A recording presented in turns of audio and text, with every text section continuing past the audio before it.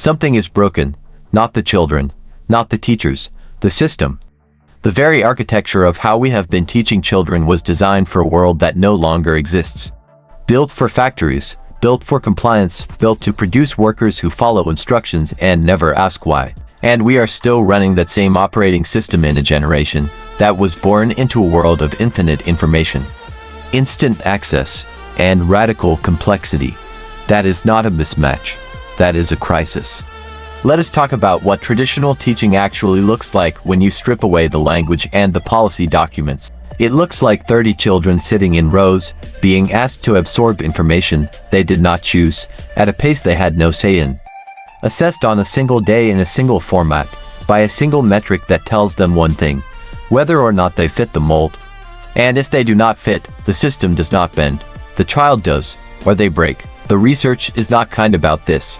John Hattie spent 15 years analyzing over 800 studies on student achievement. Passive instruction, surface-level recall, standardized testing as a primary measure of intelligence, these are among the lowest impact strategies. We are investing enormous energy into strategies that the data has already told us are not working. That is a belief problem. Here is what we got wrong at the foundation. We confused compliance with comprehension. A quiet classroom is not necessarily a learning classroom.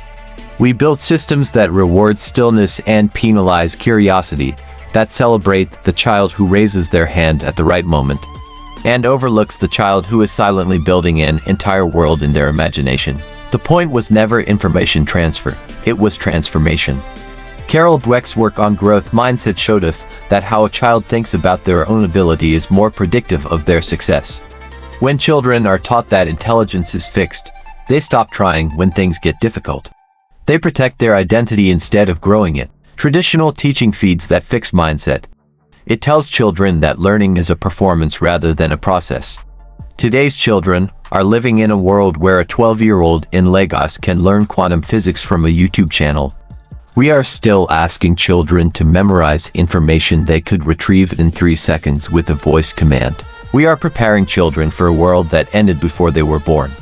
The answer is to rebuild the pedagogy from the inside out. Learning must be active. It must be relational.